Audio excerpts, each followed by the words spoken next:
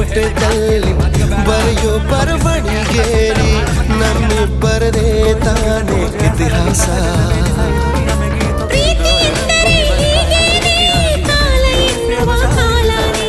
ಬಿಟ್ಟು ಬಾಳುವುದು ಗೊತ್ತೇನೆ ಲೋಕ ಎನ್ನುವ ಲೋಕನೇ.